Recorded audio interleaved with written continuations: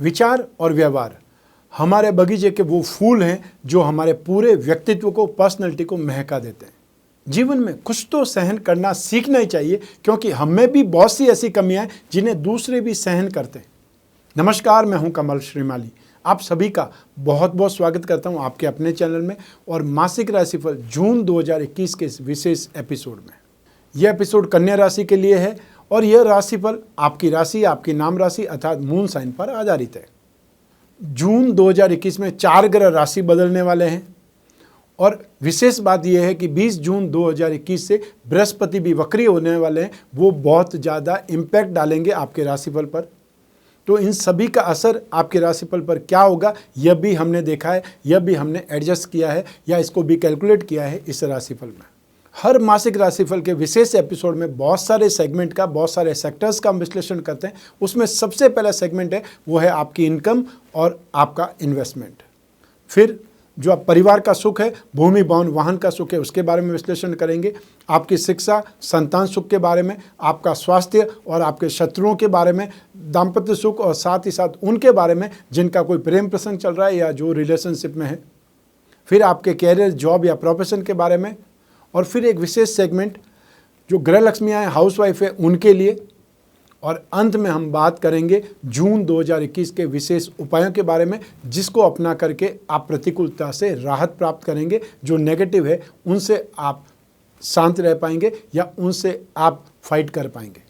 तो आइए आरंभ करते हैं जून 2021 का मासिक राशिफल आप कन्या राशि वालों के लिए। और सबसे पहला सेक्टर आरंभ कर रहे हैं वो है आपकी इनकम और आपका इन्वेस्टमेंट।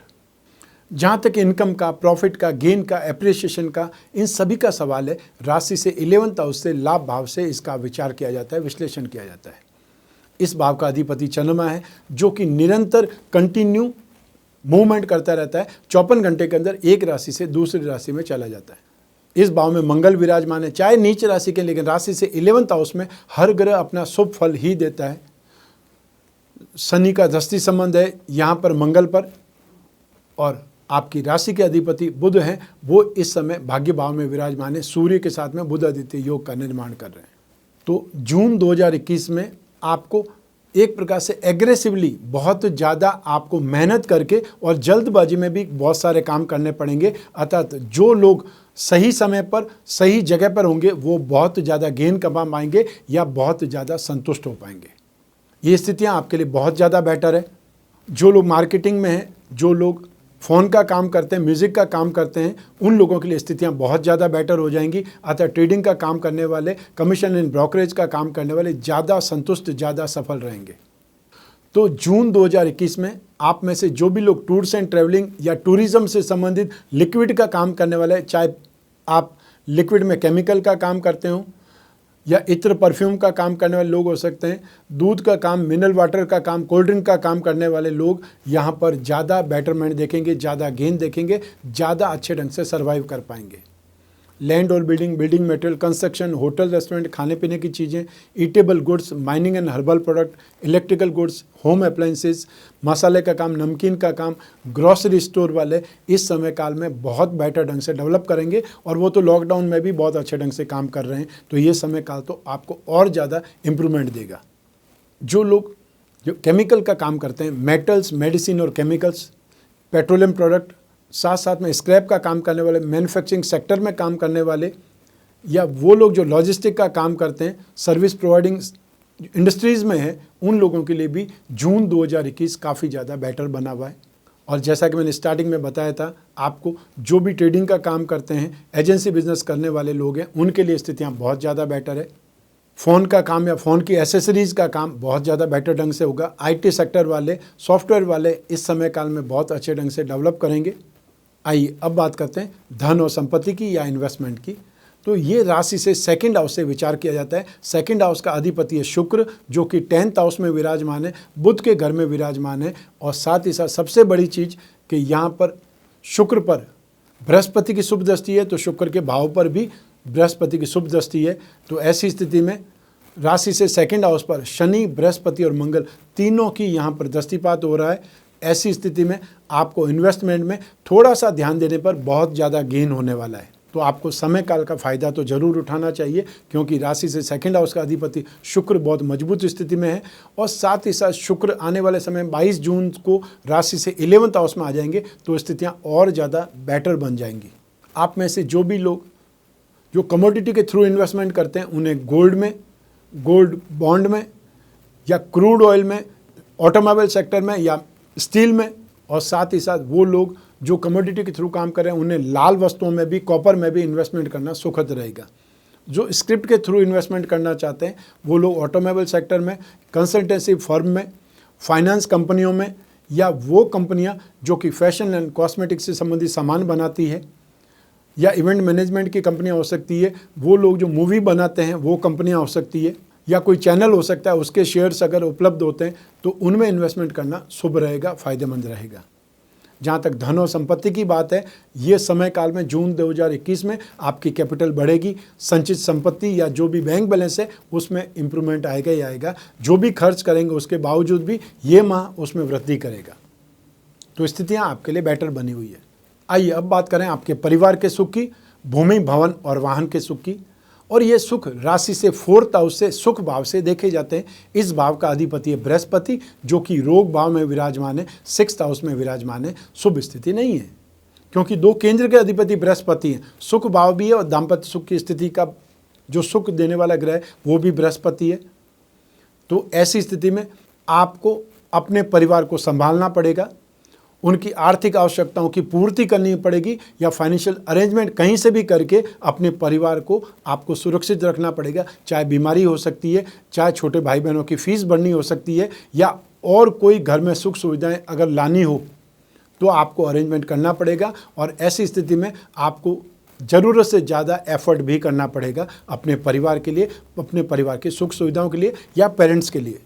ऑफकोर्स इसमें जो आपको साथ मिलेगा, बड़े भाइयों का साथ मिल सकता है, आपके पिता का सहयोग इसमें मिल सकता है, लेकिन छोटे भाइयों का सहयोग आपको नहीं मिल पाएगा, और माताजी का स्वास्थ्य को लेकर के आप चिंतित ज़्यादा रहेंगे। ऐसी स्थिति में अपने परिवार को हर तरफ से बचाना है, केयर करनी है, या फिर जो भी संभावनाएं घटित हो सकती है उससे पहले ही सोच करके उसके लिए आपको मेंटली रेडी होना है। ठीक, चाहे वो दवाइयाँ हो सकती है, चाहे वो और किसी ढंग से परिवार को सेव करना हो सकता है, उन सब के लिए आपको रेडी रहने की सलाह दे रहा हूँ। इसका मतलब ये नहीं है कि नेगेटिव होने वाला है, नेगेटिव ना हो इसलिए हम पहले से ही तैयार रहें ताकि नुकसान हो ही नहीं। आइए अब बात करें भूमि, भवन और वाहन के सुख के बारे में। तो जमीन जायदाद का कारक मंगल होता है। मंगल इस समय नीच राशि में, नेगेटिव राशि में, राशि से 11th हाउस में है, और मंगल का दृष्टि संबंध यहाँ पर 4th हाउस पर नहीं है। हाँ, 4th हाउस का जो लॉर्ड है, 4th हाउस का जो स्वामी ग्रह बृहस्पति उस पर जरूर है। तो ऐसी स्थिति में जून 2021 में जहाँ तक संभव हो आपको भूमि, भवन पर या वाहन पर इन्वेस्टमेंट करने से बचना चाहिए, या फिर मैं ये बोल सकता हूँ कि फाइनेंशियल अरेंजमेंट नहीं हो पाने की वजह से आपसे डील छूट भी सकती है, आप उसे साइडलाइन भी कर सकते हैं, ऐसा होने वाला है। और यदि कोई चीज़ बहुत ज़्यादा पसंद आ जाती है तो आप उसको होल्ड पे रख दीजिए, फिर जुलाई में फैसला करेंगे। आइए अब बात करें शिक्षा के बारे में और संतान सुख के बारे में। राशि से 5th हाउस से, पंचम भाव से इसका विचार किया जाता है, विश्लेषण किया जाता है। इस भाव का अधिपति है शनि, जो स्वग्रही है। तो एक त्रिकोण का अधिपति स्वग्रही होना यहाँ पर बहुत शुभ स्थिति है, या फिर ये बोल सकते हैं 6th हाउस और 5th हाउस दोनों का लॉर्ड शनि है, जिसकी स्थिति आपके लिए बेटर है, या ये बोल सकते हैं एजुकेशन में आपको सहयोग मिलेगा, सपोर्ट मिलेगा। शनि एक ऐसा ग्रह जिस भाव में स्थित होता है उस भाव का भला करता है, उससे स्ट्रेंथ देता है। और बृहस्पति के बारे में ठीक इसका उल्टा कहा जाता है कि बृहस्पति जहाँ देखता है वहाँ पर वृद्धि करता है। जिस भाव में स्थित होता है उस भाव के बारे में कुछ भी विचार नहीं करता, नुकसान नहीं करता, लेकिन शुभता भी नहीं देता, क्योंकि दिए तले अंधेरा होता है। साधु सन्यासी होते हैं, संत महात्मा होते हैं, हमेशा दूसरों का भला करते हैं, खुद के बारे में कभी विचार नहीं करते। लेकिन शनि को एक प्रकार से स्वार्थी ग्रह भी बोला जाता है, मेलाफाइड इंटेंशन वाला ग्रह भी बोला जाता है, जो हमेशा खुद का भला ज़्यादा करता है और जहाँ देखता है वहाँ पर नुकसान करता है। तो ऐसी स्थिति में शनि यहाँ पर एजुकेशन की स्थिति को इम्प्रूव करेगा, आपको सहयोग देगा, सपोर्ट करेगा, या आपको कंफर्टेबल स्थिति में शिक्षा का, एजुकेशन का, कंसेप्ट का, कंसंट्रेशन का फ़ायदा देगा। तो जून में स्थितियाँ जो एजुकेशन के लिए, अपने आप को अपग्रेड करने के लिए, या कोई भी एग्ज़ाम होते हैं, इंटरव्यू होते हैं, उसके लिए स्थितियाँ बहुत ज़्यादा आपके लिए फेवरेबल है या कंफर्टेबल है। लेकिन विशेष रूप से जो भी टेक्निकल स्टूडेंट्स हैं उनके लिए स्थितियाँ और ज़्यादा बेटर है, अर्थात मेडिकल या नॉन मेडिकल के स्टूडेंट्स या mechanical engineering, chemical engineering, aviation से संबंधित कोई भी आप स्टडी कर रहे हैं या कोई भी ट्रेनिंग कर रहे हैं, आपके लिए स्थितियाँ बहुत ज़्यादा बेटर है। तो साथ ही साथ वो लोग जो कंप्यूटर से संबंधित इंजीनियरिंग कर रहे हैं, सिविल इंजीनियरिंग कर रहे हैं या जो एग्रीकल्चर से संबंधित कोई स्टडी कर रहे हैं, उनके लिए स्थितियाँ बहुत ज़्यादा बेटर है। आईटी सेक्टर की स्टडी करने वाले, चाहे सॉफ्टवेयर की बात कर सकते हैं, एप्लीकेशन की बात कर सकते हैं, वो स्थिति बहुत ज़्यादा बेटर है। और मार्केटिंग से संबंधित स्टडी करने, कॉमर्स लाइन की स्टडी स्ट्रीम में स्टडी करने वालों के लिए भी ये समय काल बहुत ज़्यादा बेटर है, कंफर्टेबल है। फाइनेंस की स्टडी करने वाले, उनको ज़रूर सावधान रहना पड़ेगा, या ज़्यादा मेहनत करके आप कंफर्टेबल हो सकते हैं या संतुष्ट हो सकते हैं, आपको एफर्ट ज़्यादा करना पड़ेगा। आइए अब बात करें संतान सुख की। तो संतान भाव के लिए भी शनि ही जिम्मेदार है, लेकिन संतान का कारक बृहस्पति माना जाता है।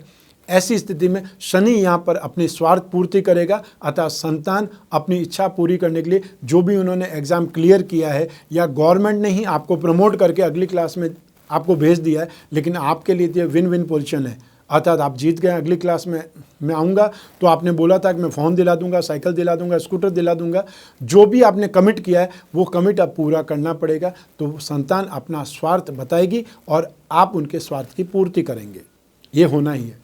लेकिन संतान से सुख आपको मिलेगा, स्पेशली कन्या संतान से ज़्यादा सुख मिलेगा।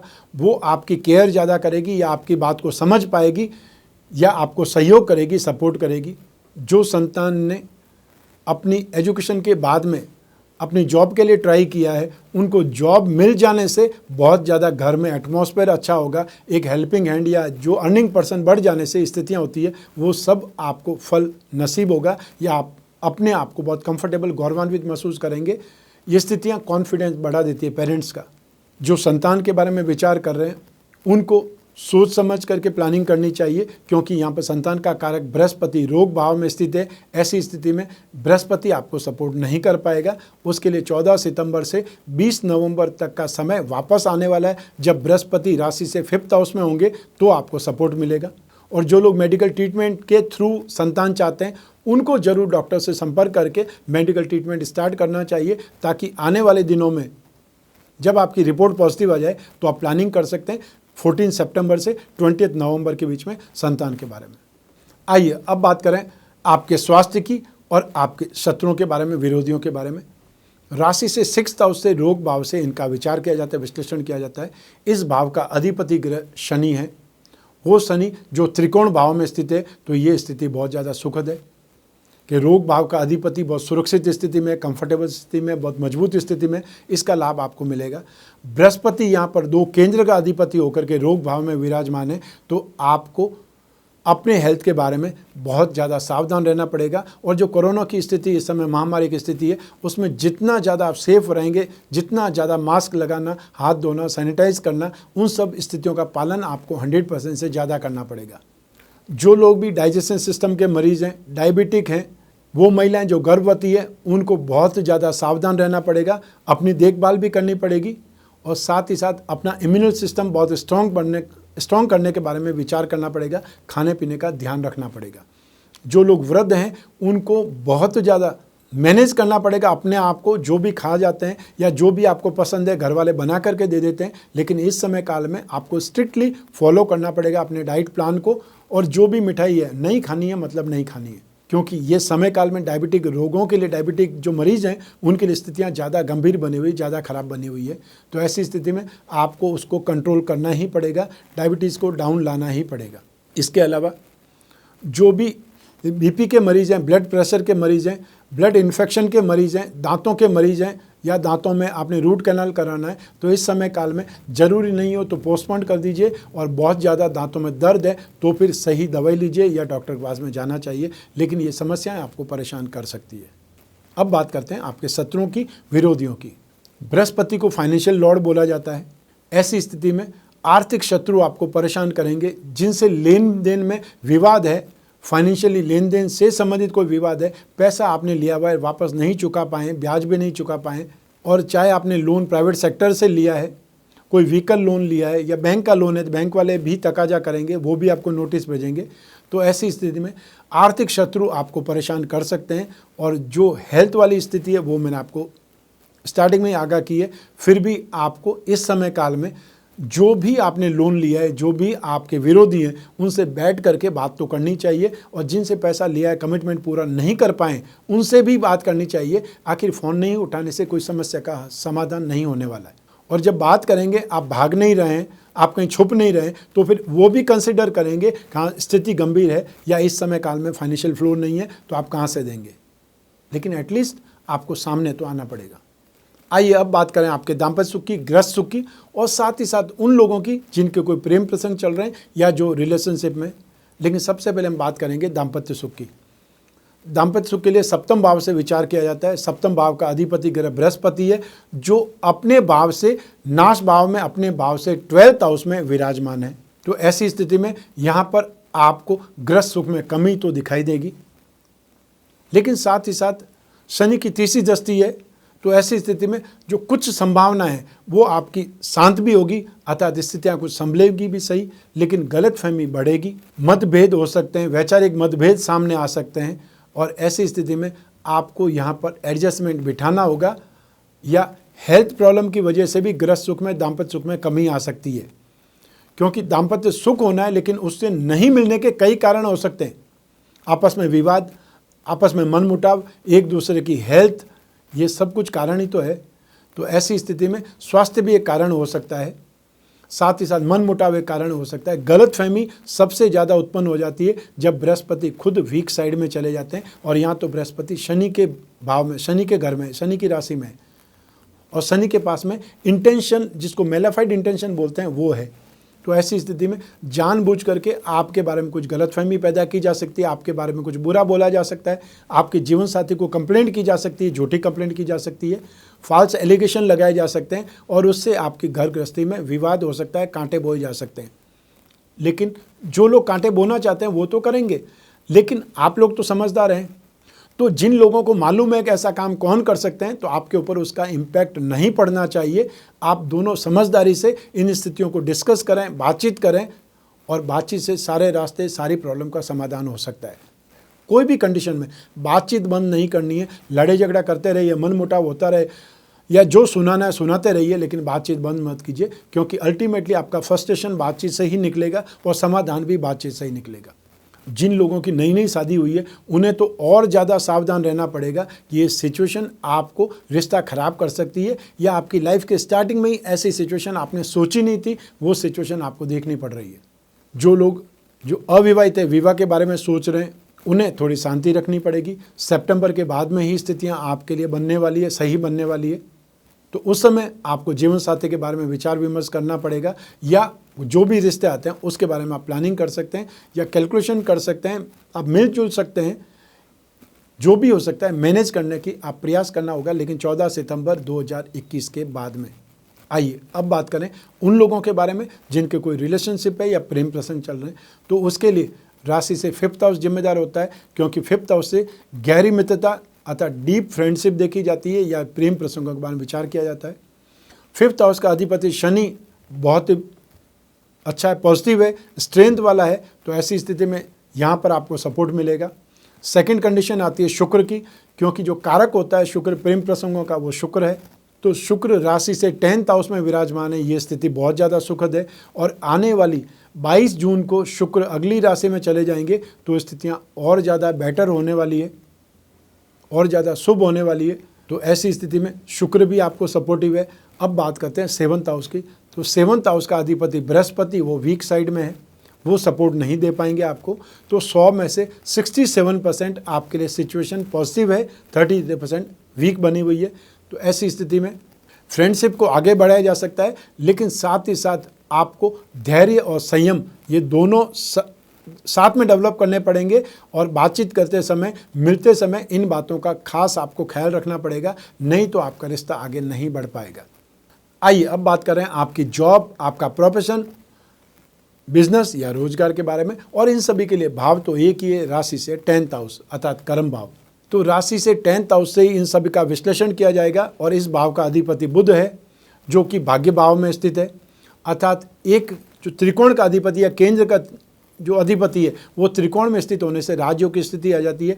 बुध यहाँ पर राजयोग में है, बुध शुक्र के घर में, शुक्र बुध के घर में एक्सचेंज लॉर्ड बने हुए हैं, तो ये स्थितियां बहुत ज़्यादा सुखद है। भाग्य और कर्म दोनों का यहाँ पर संबंध बना हुआ है। तो जून 2021 आपके कामकाज के लिए बहुत ही बेहतर बना हुआ है, बहुत ही अच्छी पॉजिटिव संभावनाएं हैं। जॉब के लिए जिन लोगों के पास जॉब नहीं है उनको जॉब मिल सकता है, जिन लोगों का बिजनेस वीक हुआ है उनका बिजनेस वापस उनके लिए कंट्रोल में आ सकता है, इंप्रूवमेंट की स्थिति पे आ सकता है, या जो सेल्फ प्रोफेशन में है वो भी अपना कॉन्फिडेंस ढूंढ सकते हैं, वो भी स्ट्रीमलाइन में वापस आ सकते हैं, वापस अपने कामकाज में गति दे सकते हैं। ये स्थितियां आपके लिए बहुत ज़्यादा बेटर बन रही है। तो जून 2021 का आपको फ़ायदा उठाना चाहिए।